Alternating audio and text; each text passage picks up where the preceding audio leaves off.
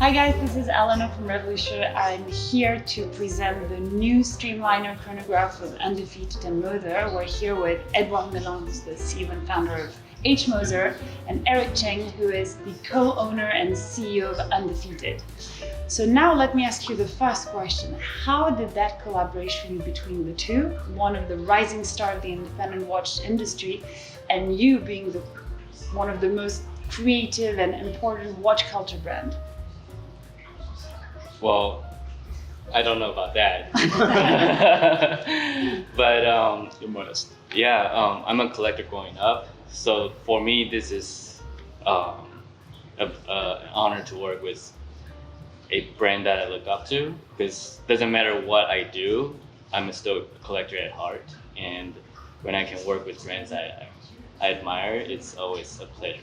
And that's why I would reach out to Edouard to. So you just woke up one day owning not one, but if I'm not mistaken, two Mosers in your watch collection. Well, I'm also a shopaholic. So I know several. yes,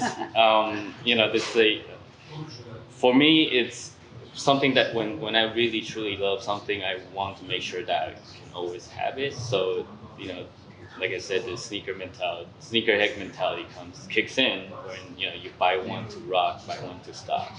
So that was why I had to get two of them, because it's just something that I felt that was completely unexpected, but also very wonderfully created. So. Because in the past, you've done a couple of watch collaboration with Bait, your other company. You had done one with G-Shock, and then you also did a $2 collection, limited edition.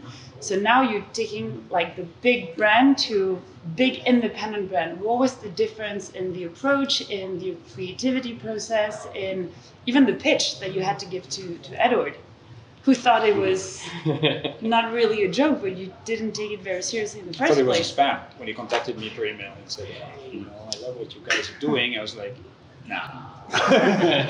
So I'm gonna answer nevertheless. But yeah, I didn't think it was actually Eric contacting us. But well, I think for us, we're always trying to get in front of the market. We realize there's a lot more people coming into the watch world. But selfishly, I always try to find a way to work with brands I love. That's really the true intention. So you're trying to get a good price. Oh, yeah, or just get the allocation for it. So instead of getting the allocation, you're basically creating it. Yes, I've been very fortunate in my life. I want to say, I don't take that for granted. I'm a collector of a lot of things growing up, and to be able to not just collect things that I growing up never thought I could afford, but also be part of the creation process is truly a pleasure. So now, if we get into this creative process, did you already have something you had in mind? I know, for example, that the printed tiger cameo is a pattern that you've been using for a couple of collaborations, including McLaren, or the hoodies, or the different products that you develop. Was it the first thing that you came to with Edouard? Was it something that you put into that specific model instead of an Endeavor or any other? Oh, you didn't do it. You basically obeyed. No, we give the camera. So Eric came to me and said, if we do a collaboration, and we started discussing doing something together, he said, as you said, their influence is really sportswear, military. So he said, I would love to do something with the Streamliner, which we had refused until now. We said we don't want to do limited edition or collaboration. And why not? Because we thought, it's our newest collection, and in a way for us, we'd like to protect it. So we said for each model, we have one color, one diamond. The exception was the Chrono, where we did a limited edition when we launched it, because we had no idea what the reaction of the public would be. But then we said, okay, now no more limited editions, because we had too many requests from all our retailers and a lot of people. And we said, first, we cannot cope with demand, so let's protect it by having the Chrono in blue, the Perpetual in gray, and the Center Second in green. And that's it, no discussion. And then Eric came and said, I want to do that. But it made sense. It made sense. And I think it's a good reason to make an exception. So he came with that, but then I said, okay, let's do that. But then it's his design. I mean, as a brand, we provide the Canva, but it's their expression. I want them to create something that I wouldn't do on my own. So if we take one example, one of the particularity of the watch is the DLC treatment that it's the first time you've been using DLC, but you have that knowledge because you're a watch collector and you know what are the things that can or cannot be done.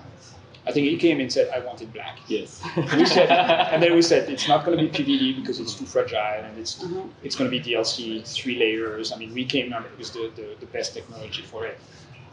But his brief was like, I want it black. But it's more gray yes, than black. Even if we look at the dial, we have this. But that was a discussion, about the color of the gray, black. We said, we agreed that gray was probably better to keep the metallic aspect. So you still have the Agena movement, which is one of the best. The best. I'm sorry, the best. When it comes to the dial and the technique of like the application process, the carving and the different layers, can you get a little specific into how you wanted it and the result of it? Is it exactly what you had in mind? It's better than I had imagined. Oh, thank you. Oh. Yeah. Well, we put for all our collaborations, we always want to make something that the brand would probably not do. I don't think it's for us. We take every collaboration very seriously. Just slapping logos on something and pick a color is really not what we're about. So we took our sweet time designing. I think you nudged me a couple of times asking about the design, and but we did take it very seriously. So I believe we also have different options as well. So for us, it's we have a vision of what it should look like, coming from incorporating Undefeated's authentic, sportswear military identity, and taking the Streamliner model from Moser, and wanted to kind of put our twist to it, and we left all the actual technical aspect. But I think here what's interesting is probably the camo came up very strong because usually it's printed, whereas here it's engraved. Yes. So with all those products you mentioned, the McLaren, those other products you did with the camouflage, it was always printed. Whereas here we really have a 3-dimensional effect of the camo on the dial. It plays very well with the light. Which gives a very a subtle refraction of the light when you move it on your wrist, and you still have some. So you were only able to apply Superluminova on the second. So we applied dark Superluminova ceramic. Okay. It's actually global light on the minute and the hour. Let's talk about the clock. Well, how many pieces are you? Oh, can we actually buy that one? It's part of the package. Actually, we created an ecosystem, which is also. So there's a jacket. There's a jacket, there's a clock, there's a watch. It all comes together. So when you buy the watch, you actually get probably you're going to receive a box. A suitcase. Yeah, with the identical clock to your watch. And we made actually a few more. So maybe some people who unfortunately cannot buy the watch will still be able to buy the clock if they want. Cool. And what, if you would take, what's your fondest souvenir memory of that experience and in creating this collaboration? I think it's just how smooth it went. I didn't expect, I basically was listening to a Hodinkee podcast with Edouard featuring it. Can we mention Hodinkee on Revolution? That's fine. We're all friends. We're a big watch family. I also do watch Revolution. Also, it's just it happened to feature Edouard at the time, and he mentioned on the podcast that he goes through all the emails and he would assign them to the right people. The info at Moser. And so I decided to give it a try. And he reached out to me, and that's when I thought it was a spam. And I was like, I'm still gonna answer that. and then magic happened. So then we had a Zoom call because that was March 2020. That was in the middle of the Already back in COVID, so it took 2 years to come up with everything. And then we made a Zoom call with my brother, and then at that point we got to know each other, discussed a little bit about what we like. We talked about sneakers, talked about watches, and then I think after a 1 hour discussion we said, hey, why don't we do something together? And according to you, what's the biggest similarity between street style, like the sneaker mentality, and the watch collecting mentality? Well, I think it's the same mentality. It just and a lot of it crosses over more than people think. Yeah, but there's also a price component that you need to take into consideration when it Yes. comes to buying a watch versus buying a pair of sneakers. Oh, definitely. No matter how expensive the pair of sneakers is, it's still a matter of Well, considering the quantity some people buy of sneakers, probably the price of our watches. But That is very true. Yeah. Very true. I mean, there's a huge overlap. I mean, that I underestimated. Yes. But it's The last because few of the days fashion and trend, weeks. and now it's Yeah, but a it's lot street of culture. our collectors came to me and said, I've been collecting Undefeated for years. I'm so happy the two brands come together. Or people from Undefeated reaching out to us. It's incredible. I was really not expecting. I really thought, of course, they have millions of followers. And we don't have that. It's such a big size. But I didn't think there were so many. And then also a lot of very high profile people collect Undefeated and follow the brand. It's a culture, actually. It's not a brand. culture. Yes. I mean, the sneaker culture. There's so many books and There's so so many much street galleries. energy, and it's also working with the team. It's very different ways. Also the LA style. For Swiss Germans like us, it's very So LA brought to Switzerland and vice versa. the German side of Switzerland. Germans and Switzerland. So do you think there could be a second round of collaboration between Moser and Well, and I'm looking Undefeated? forward to that, but it's To be honest, that we were discussing with Eric, and I think nowadays it's very pretentious.